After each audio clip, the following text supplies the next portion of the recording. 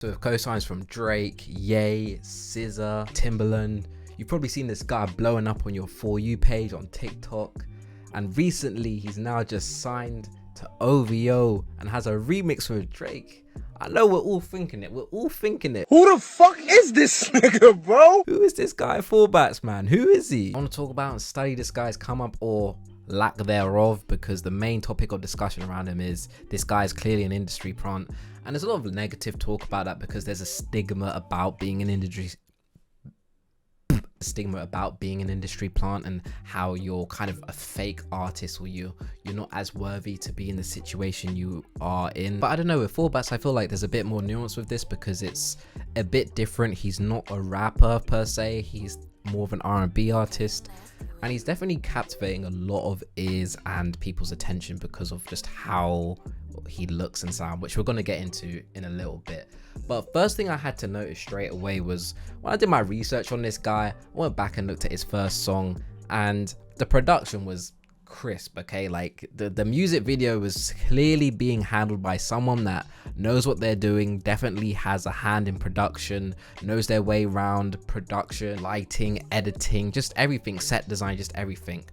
But one key factor that I also noticed is that Forbats himself looked a little different. He wasn't adorning his almost iconic look at this point, his little shiesty that you've probably seen him wear, which I think is quite a notable point to just look at, because clearly his appearance and his voice and the contrast between those two things is part of the reason he's blowing up. So it's interesting to see, okay, in this first video he ain't got that, but it's now come out from multiple sources and a lot of people found out that he has, or his manager is someone that works at RCA. It's a subsidiary of Sony, but this lady Amber Baker is apparently like his creative director and his manager and all that basically. So she is kind of like the mind behind how she's managed to get him to the places he is. Like, she's kind of crafted his image and kind of seen his talent and kind of molded it into a way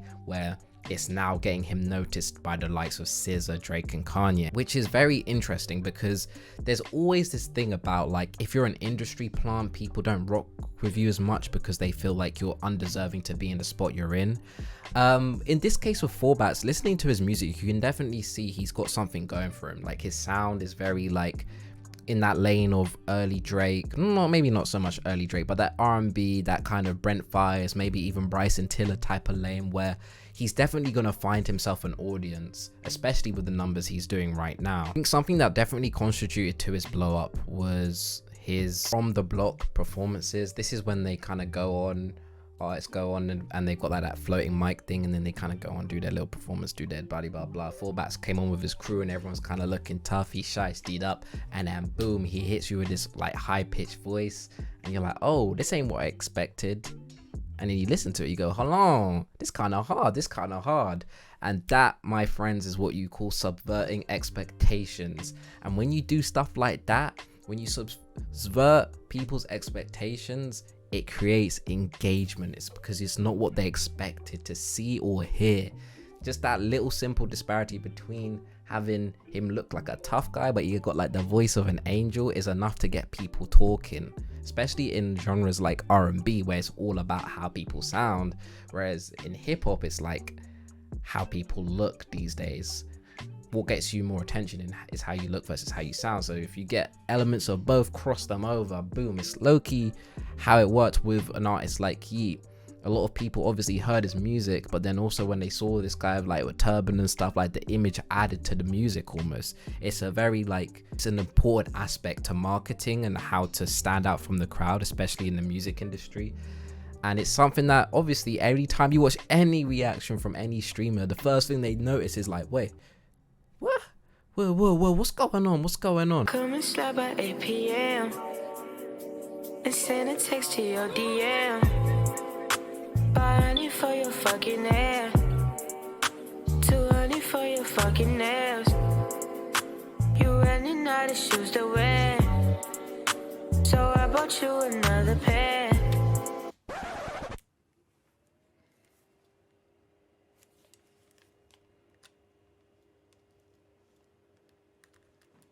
My nigga, is this the right song? So it's interesting that they instantly switched that up, gave him a new image, and this is part of the reason why he's been blowing up. Now, his music's decent. I've listened to the Drake remix, I've listened to like a couple of his tunes, and it's very smooth. Problem is it this good to be getting millions of plays and blah blah blah? Well, this is where the industry plant kind of aspect comes into it, and whether it's a negative or a good thing, because these artists are the ones that get pushed into the mainstream, and it's fair to say at this point he's gonna get a mainstream audience. Anyone that's a fan of underground music and likes to follow an artist's journey, you're not really gonna resonate with this, because at the end of the day there is no journey. All of Forbats's grinding and work that he's put in to even get to this point, even though he has a manager at RCA, has been done behind the scenes. When you're more of an authentic artist and actually truly independent, that's actually what gets put out there, and that's what people like and they get attached to, especially fans of like underground hip-hop and like that follow like the rap scene. They like that journey of seeing someone progress and get naturally better and better. Take Yeat, for example. A lot of people listening to him in 2020 or 2021 and seeing him naturally get bigger and bigger, then him getting that cosign from Drake. Whereas Forbats has done a lot of this in the background, especially with his manager, and now he's come out and this is doing well. Now he's getting the praise. It's funny because people throw the term around industry plant like, oh, he's a plant, he's a plant, oh, that Forbats guy, he's a plant. They throw it around like a slur, man, like like it's meant to like degrade the artist and their quality of music, but this is really like well produced. He has a good voice. For me, it's acceptable and just good music. Like, am I going crazy for this? Not necessarily. Am I mad it's blowing up? Not really. It almost makes sense. Like, it's kind of catchy. It has that hook to it. It's smooth. You know it's going to be used in a lot of different TikToks. It's finding its audience. Like, this is what happens when, even if you took his first video when he didn't look how he looked now, that video could have had anywhere between 0 and 100,000 views, and sometimes you would never be able to guess because there's so much undiscovered talent out there. And the problem is with the music industry is it's so hard to get connections. So the fact that some people never get those connections, they never blow up and be able to reach the audience that they're able to reach. Like, there's like your homie or your friends or your home talent right now has the potential to be a superstar, but they'll never reach that audience because it's just very, very hard, because you need people that are like insiders, that have connections, that can really, really blow you up to a high degree. So this is just what happens when, I guess, good talent meets insiders, I guess, and actual industry execs, because there's so many artists. Some of your favorite artists at some points would have had connections with the industry, and the way people are loosely defining industry plant, people would deem them to be industry plants. For example, Juice WRLD, and one of the most notorious ones that we obviously all look past because we enjoy the music, Baby Keem. Baby Keem is directly related to Kendrick. His first like production credits were on the Black Panther soundtrack, but people don't really look at Baby Keem as an industry plant anymore. Why? Because his music's good and he's let his talent speak for himself. And I think Forbats has that possibility and the capability to do that, but he still needs to overcome a few more hurdles, because if you're going to go to the top very fast, you need to know that you can also go to the bottom very fast. And this is true. Like, these artists have to prove themselves when they're industry plants, and I think artists like Baby Keem did just that. Like, he proved himself. He can make hits, he's diverse, he's actually very creative, he produces, like, he is still an artist, and he's just managed to get help.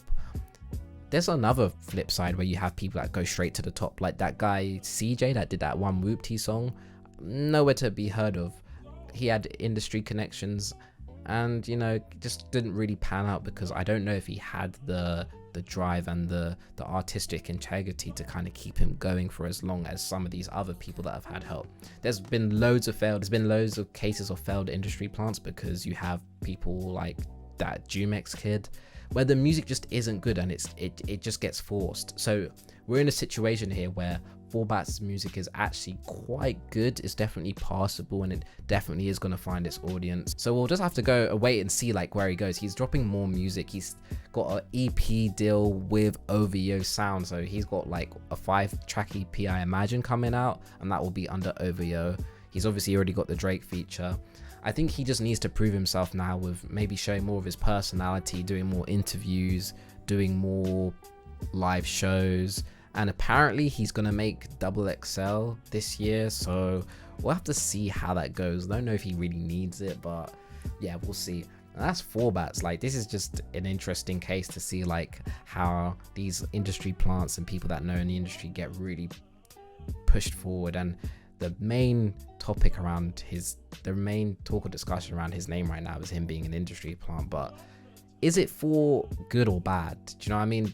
Are people just pointing it out because they want to point it out, or are they actually saying this guy sucks, he's an industry plant? Because people just be saying, oh, 4bats, he's an industry plant, but what does that really mean? Because at some point almost all artists are backed by the industry. So are we saying like he's not good because of this, or are we just saying he's good because of it? Like, what does it mean? But right now I'm in the camp of, yeah, he's clearly got industry ties, but I don't think it really matters that much because they're pushing artists that actually has talent. I mean, another thing that's driving engagement obviously is this his real voice? There's still this huge mystique about, is this like auto-tune, some sort of pitch shift, like what's going on with his voice? So I'll be interested to know that myself. So we gotta see, but this is just an interesting case right now. Let me know what you think. Do you not like an artist more if they are an industry plant, or do you not care as long as their music's good? Let me know in the comment section below. It's been Xenia, and I'm out. Peace.